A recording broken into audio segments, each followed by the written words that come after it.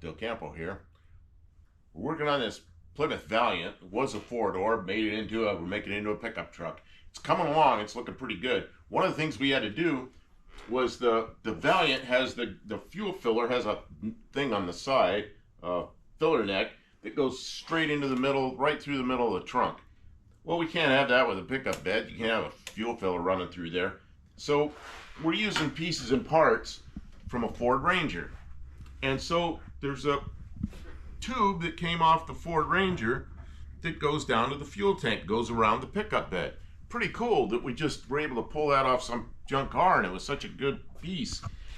But then it came up at an angle that was wrong. So Kim cut the whole filler neck door out of the Ranger, so it's right here. And that'll be pretty nice. I mean, the Valiant never had a door like that. But here's the big but. You know, look at this gap around here. It just looks so bad because there's this giant gap. So I started working on this. I'm making the gap smaller, and the way I did that was I took a piece of aluminum sheet metal and I made a mold. I waxed this so the Bondo won't stick to it, and then I stick it in here like that.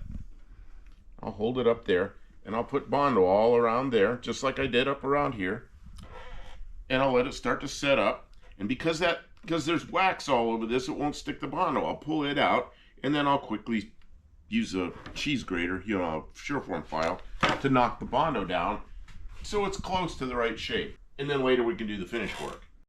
Okay, go ahead and go. Mixing up the Bondo, and then this is the hard part. I gotta hold this while I put this in there, and I gotta stick it in there, just like I'm packing a wheel bearing or something. I can't, this is the bottom and I can't see what I'm doing, so, I mean, you might be able to see it on the camera, but I'm kind of guessing where I'm at with the Bondo. Chasing Bondo board around, because I need all three hands.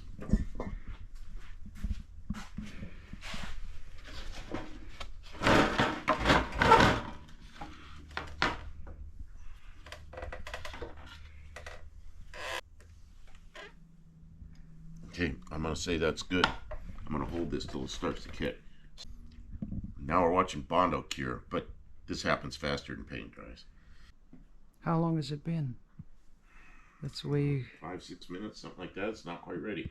It's getting real close. It's stiff enough that I can run my finger across it without getting goob on my hand, but it's not good enough to pull this out yet. I know there's a lot of people that don't like Bondo because they've been told to do it right, do it in metal, 100% metal, all this. No, Bondo, there's nothing wrong with Bondo. Bondo's, like, you got an edge here that looks terrible, and you make it out of Bondo, the stuff's rock hard. It's not going to make any difference. It doesn't ruin the car. It's, you know, and to make that out of metal, you could spend, like, you know, maybe 6 months making that perfect out of metal. So where'd that get you? You know, I might not live that long. So I put a little Bondo on there, big deal. It used to be like that. When I was like 16 years old, I listened to all these people, the people that don't do anything, that say, do it right, just do it with metal. Well, no, because you go in any shop, and they're going to use a little plastic filler here and there. And I don't mean they cake it on like this. I mean, like, you get a little crease, or like this little crease right here. You could pick at that for a month and get till you get it right. Or you could put a Bondo wipe over it, and it's a little thicker than a coat of paint, and it's going to look fine. There's nothing wrong with that. Doesn't mean you fill it in, caking it on, but like this is caked on a little bit, but I'm just trying to make that corner nice. And I don't care if it's Bondo. It doesn't make any difference. You're going to lose points at SEMA? Lose points at SEMA. Driver, this is a car to drive. Not one to stick in a trailer and tow it around and show it. And, you know, someday you don't take it out of the trailer again. It just sits there and bugs get in it and it rots and nobody ever drives it. Trailer queen. What do you think? Is it ready to take apart yet? I might try it. You get in a hurry with this stuff. Okay, I'm going to use this chisel just to, I'm going to try to break this loose because this thing is waxed. So it's, I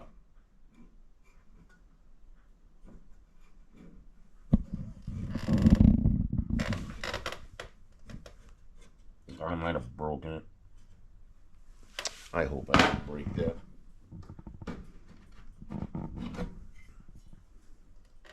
It's not too bad. And then, see, it's pretty ugly right there because it's kind of thick. I gotta wait. It's not quite ready. It's just not quite ready. Take the Sureform file, and you're gonna have to come around me because I'm not gonna do it left-handed.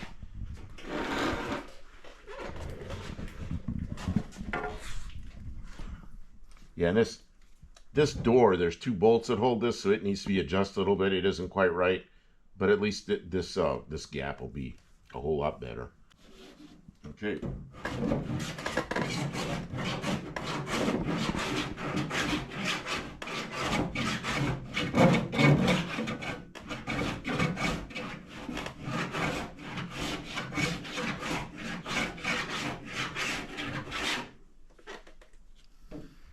What kind of cheese is that? I don't want to eat this cheese. That's how you repair dents in a car, with cheese. Polyester cheese. Okay, so now it's close enough you can sand it. Look what's on the floor. You would have been sanding for a month to get that off there. That would be good on your salad. I know cheap guys. I knew a guy in a body shop. He was so cheap. This is like 50 years ago. I remember him scooping this stuff up and mixing it in his Bondo again and putting it on cars. Dust right there. But you see, it's getting better. I still have to do this part right around here. Now I got to clean this tool up. This is my mold that I made, and then I'll put it in here next, and we'll finish this off. Okay, while I was over there working on that fuel door, trying to make it look better, Kim was over here hammering, cutting, welding, and everything. I wasn't really paying attention to her, but now I'm paying attention to see what she did. And she had these inner pieces from the Ford Ranger, and we have cut them so they'll fit this way, and so we're gonna have to put a piece of sheet metal in here. Here's one of the pieces, this piece right here. Well, I can't pull it out because she's got it wedged in here, but that's gonna be the filler piece in here. And then this, she's worked this all out with a bunch of little pieces, and she made this cutout so we can get into the taillight wires and all that. Sometime in the future we'll put a access panel over this, but she rolled this edge real nice, so it's not going to be a sharp edge that'll cut ourselves on if we got to put our hand down in there. So that's done. She's got it screwed in here with a piece with one screw right now, but the fitting is a lot of the cutting and fitting, which is a lot of work, is done. And that's how these projects are. It's cut and fit, take it apart, put it together, cut and fit, take it apart, put it together. And that's what she was doing. A lot of that's done. And that's, you know, like if we're doing that while we're live, it's really boring. And that's very time consuming stuff. So anyway, she got a lot of it done. Just set it on the floor behind you or something.